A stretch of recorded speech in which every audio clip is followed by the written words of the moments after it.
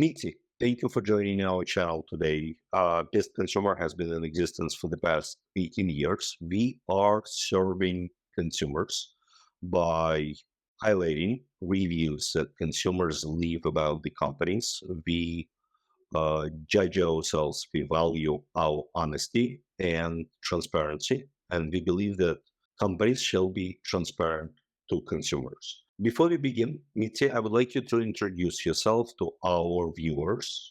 Okay, I'd love to. I'm a journalist by trade. I've been doing it for more than 40 years. And recently, I've been focusing on Ukraine.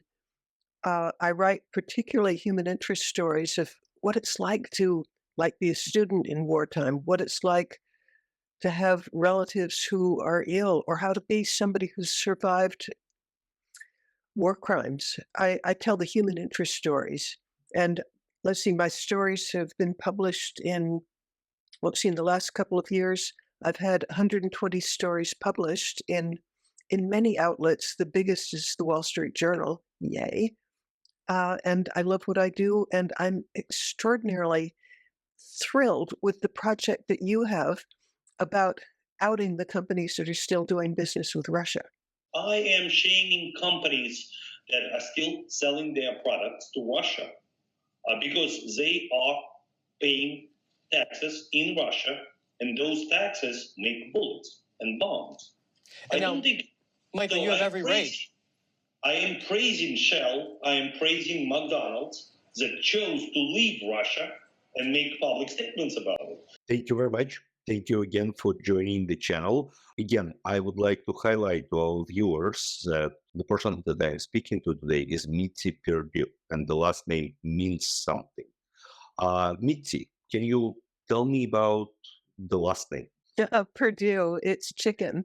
I'm Frank Perdue's widow, and I would make a really big guess that, there can be exceptions to this, but a lot of your viewers would not be, I'm a lady, so I'm going to say would not be ticked. Well, heck, I'll use the word, wouldn't be pissed at Perdue, because that was one of his biggest focuses. His view was the consumer is always right in every case. And if ever there's a case where you think that's not right, you're wrong. The consumer is always right. And he spent so much time listening to consumers. We're the largest producer of organic chicken in the world. And that came about from listening to consumers who wanted organic chicken. And it was, we've been working on this. I'm a little bit losing track of time, but at least 15 years, possibly close to 20. And the fact is, anybody can produce organic chicken, but there's one little flaw when you try to do it, and that is they all die. It takes an awful lot of things to get it right if you're producing large numbers of chicken. And I've talked with, we have dozens of veterinarians, and they tell me that there are 100 things that you have to get right if you're going to have the chickens be both organic and not get diseases and die from them. Absolutely. I was born in Soviet Union, and when perestroika has started in Soviet Union was on the border of starvation. And chickens from USA were sent to Soviet Union in 1989, 1990. Were those Perdue chickens? Absolutely. Bush's quarters. They were called Bush's legs. That's how we called it in Soviet Union back then. Well, I can tell you that in 1989, I went to the former Soviet Union with Frank Perdue, and we had a joke, but it's not one that we made. It's one that our Russian counterparts made this joke. They would look at the great big plump Perdue chickens, and yes, they were called Bush's legs after President Bush. But the joke was that here's how at their factories how they killed the chickens. They starved them to death. And the point of that joke was that the chickens available in Russia were very, very thin compared to our very big meaty ones. And they gave us a lot of compliments on how meaty our chickens were. You got your interest in current war between Russia and Ukraine. Why? Why did it spark your interest? Why did you find topic to be interesting? Okay, and I want to amend the word from interesting to a passion. And the reason why is since we're into honesty here, I am 83. Uh, 2 years ago, I'm 81, and I'm hearing about the invasion, and I'm hearing just little trickles here and there about some of the war crimes that Russia committed while during the invasion. And I'm thinking at 81, this being 2 years ago, at 81, this is the worst injustice that I've ever imagined in my life. I mean, Ukraine did not deserve to be invaded. It didn't deserve the suffering that was visited on it. And so I decided back then to pretty much devote most of my resources and time and passion to doing what I could to join the others who are being supportive of Ukraine. I, as a Ukrainian, thank you very much for doing so, Mitzi, and I did recognize your work based on reading your work, and that's how we've met. Full transparency. Today, some Western companies continue to operate in Russia. To my surprise, when the war broke out in 2022, oil companies were the first companies to leave Russia. I applaud that decision. I was extremely surprised and shocked. But some consumer goods companies continue to remain there. They continue to pay taxes in Russia. They were saying they are doing it for the employees that they have there. But now, any Western company that operates in Russia needs to send a certain percentage of its employees as conscripts. The law came out already. So the next mobilization wave, those Western companies would need to give up a certain percentage of their employees to go as conscripts to fight the war. Today, those companies continue to pay taxes. Today's Western companies that operate in Russia, they pay taxes. Those taxes get converted into bombs that fly into Ukraine and kill civilians, kill kids, aim at hospitals. You know the story. Um, so, how do you feel about the brands that continue to operate in Russia? My son was in charge of the international part of Purdue. And right after the invasion, I called him and I said, "Are we getting out?" And his answer was, "We are out." I mean, he didn't wait around because I could make a guess, and it's a little bit an informed guess, that a huge number of Americans have no idea when they're supporting certain brands that they're supporting brands that are still in Russia. Oh, I want to write about that. I want to share it. In fact, can I ask you right now, name you've already named Procter and Gamble. Name a couple of others that we should avoid for all we're worth. Nestle, Pepsi, Nestle? Coke Pep did you just say Pepsi? Pepsi-Cola? continues to operate. Oh, Philip because Morris. okay, then that's another brand I won't touch, even though quite like them, but no more. What are your thoughts on consumer activism? Shall consumers be able to influence corporate behavior? Um, okay, no, I have very mixed feelings about this coming from two business families. Uh, in the case of Purdue, oh my goodness, the amount of influence consumers have. In fact, I'll share with you something that Jim Perdue does that I'm so proud of. I don't know what to do with myself, but it's the following. Uh, there was a period, I think we're talking a couple of decades ago, where Purdue had a really bad reputation for doing things that the family was embarrassed about. That we hated to see that our company was doing these things. So here's what Jim Perdue did. He invited a group of, and I'm not sure of the number, 20 seems to me right, but maybe it's more. He invited 20 of our harshest critics to come and spend a weekend, and he would explain his side of things, and they would explain their side of things, and then we would work together to make things better. And we meet with them every year, and My impression is that the people who were our greatest critics are now our greatest advocates because, first of all, we've instituted a whole lot of things that they wanted. And second of all, they learned why some things are done the way they are. And so, the utmost transparency is just seems to me a beautiful, healthy thing. And by the way, it's consumers that influenced us to go organic. And I mentioned this, earlier in our broadcast, but let me delve into a little bit more. When we first started, Jim Perdue has a doctorate in marine biology, which means he's a scientist at heart, and he has a deep understanding of the harms of having too many antibiotics in the environment. Well, he wanted to take the company completely organic, but there was this great big, I don't know, debate in in the family and also with the board of directors. Is organic a fad or is it a trend? If it's a fad, yeah, you're really stupid to go invest so much in something that's going to be passing. Well, the really good news is the people who believe that this is a trend, this is something real, that we're listening to our consumers, and that we've got to act on it. I mean, they're honest. It wasn't an easy decision, but in the end, it was a very strong decision that we would go into doing everything we could to be organic, and also we're very big on.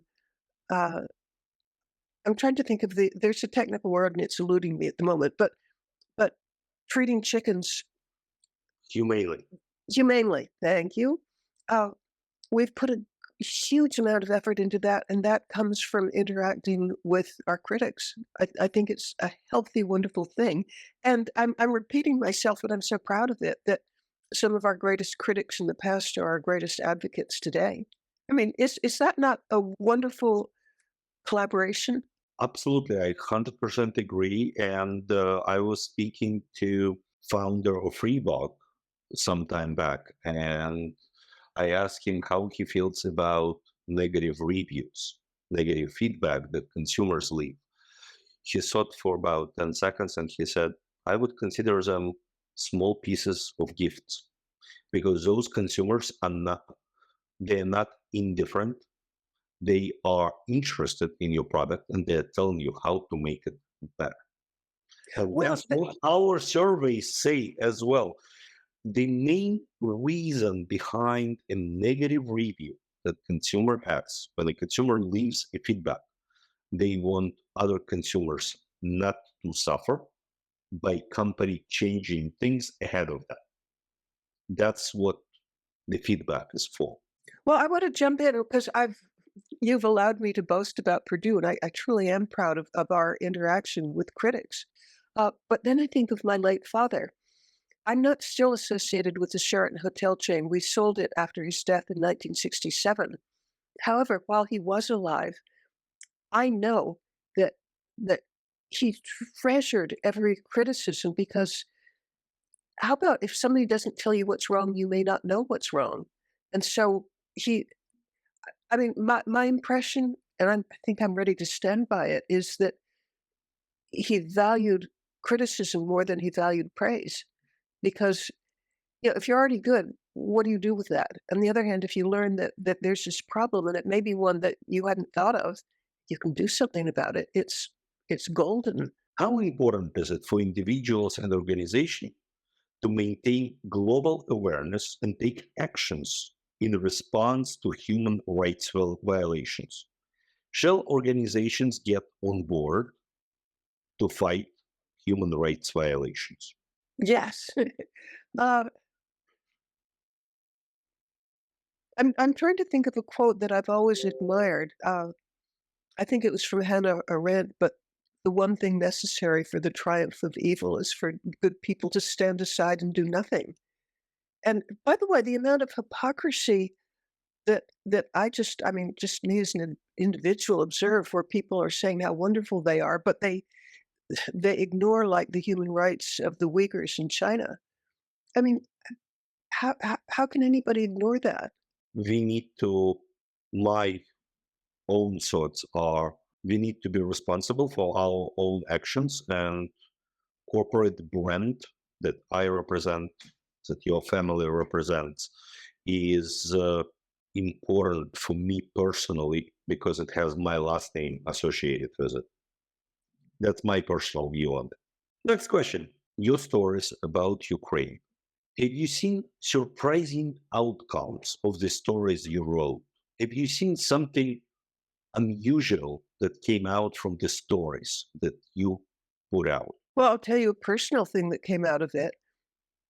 As a journalist, uh, I've lost track, but it's probably 150 or 200 people that I've interviewed, and very often they're victims of war crimes.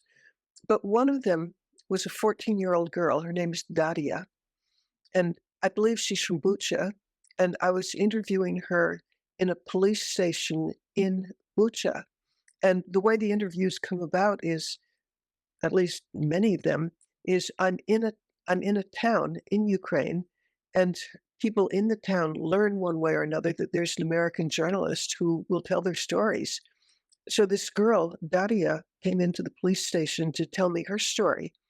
And her story absolutely changed my life, probably not in ways she expected, but here's what happened.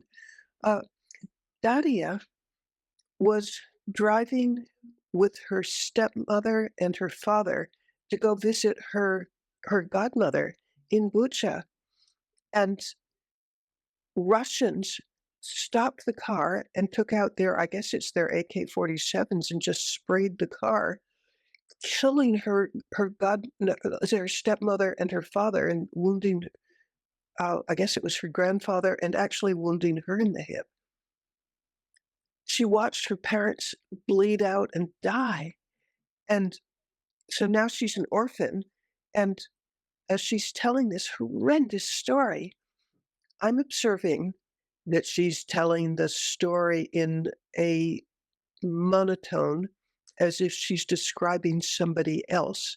And this went on for half an hour. And I'm getting fond of this young girl, wanting to help her, but I'm noticing that she is, it's technically called dissociating, psychiatric term, where the person acts as if they believe that it's happening to somebody else and they don't really integrate themselves with what happened to them. And I know enough psychology to know that the outcome from her, if she doesn't get help and quickly, uh, it's a very typical outcome would be she would self-medicate with alcohol or drugs. The effort of tamping down these, or separating herself from herself, it can mean sleeplessness, panic attacks. It's just a whole panoply of things that could influence her the rest of her life if she doesn't get help. Well, after she left the room, and I'm kind of shaken by this, thinking, yeah, this child needs help. And I asked the policewoman translator, is she going to get counseling of some sort? And Irina, the policewoman translator, said, Mitzi, there are a million children who are in equal distress in my country right now, and it would be impossible to have enough therapists to help them. And yeah, we're a country at war. We don't have the resources. She is on her own. Well, that story just haunted me because it's so unnecessary. I mean, the injury to begin with was unnecessary. Why did the Russians invade? But then the fact that she wasn't going to get help, it just tore at my soul. So I began discussing with Irina, the policewoman, what could be done? How do you address a problem at that scale? And my background, which I don't think you'd guess from looking at me, but I have a lifelong fascination with information technology. I wrote my master's thesis in 1965 on the future of computers. And I know that today, 2024, that computers can make so many calculations per second. It's like 64 quadrillion, which has more zeros than you can count after it, but just insane amounts of calculation. The result of it is that computers right now, with their ability to comb the entire world for information, that they can communicate with you in ways that mimic a conversation. And so I began wondering, is there some way of using this vast information technology, computer technology, is there some way of harnessing it so that people with mental health issues, like the 15 million people in Ukraine right now who have mental health issues, would there be a way of having them get help, scalable help, where everybody who needs it could get it, and that it would be available around the clock? And how about that it would be free? Because right now, I mean, I'm sure everybody in our audience knows this. To get a therapist, an individual therapist, it may be unaffordable for you, and you may need it 5 times a day rather than once a week. But if we could use information technology, that could be available all the time. It could feel like talking with a human being. And by the way, we don't want to replace therapists. I only want this for when a therapist isn't available. But it turns out that there are people who are willing to take this on, like General Petraeus, for example. He sees the same need that I just described, and he's behind uh, a program. It's called, and I hope people have a pencil and paper handy because I'd love it if they'd go visit what I'm about to describe. MentalHelp.global is the website. If you have a mental health problem, you can type in, I feel depressed, what should I do? Or, whatever your issue is. I have panic attacks, I'm going crazy. You can get fabulous mental health help. And the American University at Kiev is working with us. They have psychologists, they have IT people, they have uh, they have the people who can make this work. And if it really works, as I said, this was life-changing for me. If this really works, we could address the following fact, and this is according to the World Health Organization. There are 1 billion people in the world who have debilitating mental health conditions. And, what if, we're not going to, I don't think we're going to cure anybody, but we can make life easier for them. We can give them tips on how to cope. And so my conversation with Daria changed my life. Thank you. Thank you for sharing this resource. I was part of that conversation with General Petraeus as well. Thank you. Thank you for sharing it with our viewers. I'm sure we will have it as part of this interview as well. But going back to your efforts in Ukraine and US-based corporation, what would you say to the CEO of the company that still continues to operate in Russia? Why should they leave Russia? If you meet a CEO of any aforementioned companies that still operate in Russia, what would you tell them? I think the first word out of my mouth might be shame, but in addition, um, I think I might tell them, hey, pay attention to the website. It's PissedConsumer.com. Yeah. Hey, good on me for a good memory. Yay. I think I'd tell them, go there and look what you're going to be up against, because we are mobilizing to get people to boycott you and to publicize what you're doing, that there will be a cost for what you're doing. And it's a righteous cost, because you don't have the right to cause so much misery in Ukraine. And, I, as somebody who interview war crimes victims, I'm on fire on this subject. Thank you. I asked you about CEOs. What would you say to CEOs? Now I want to ask you, what would you say to consumers that continue to consume goods in America or in other Western countries produced by companies that continue to operate in Russia? Okay, my answer to that is simple. If you learn, as I just did about PepsiCo, if you learn that a company whose products you buy are participating in causing agony to an innocent country, stop. Just plain stop, and tell your friends to stop.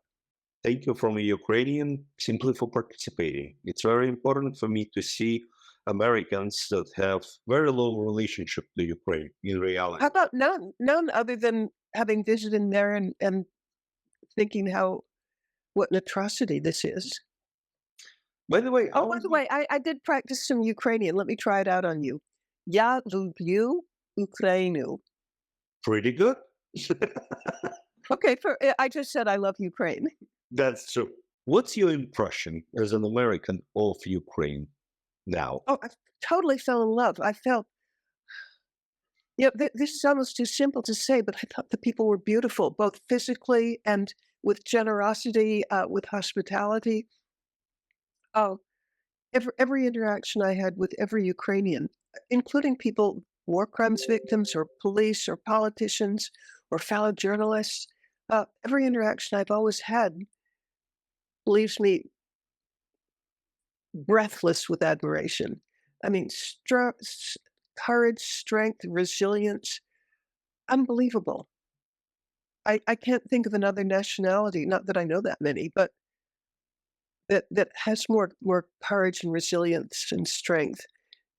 And on top of that, still, I don't understand how somebody suffering could still be generous and welcoming. It's awesome. Mitzi, thank you very much. I really appreciate the time that you've spent on this channel, speaking with us, speaking with me, and speaking to our viewers. Thank you very much.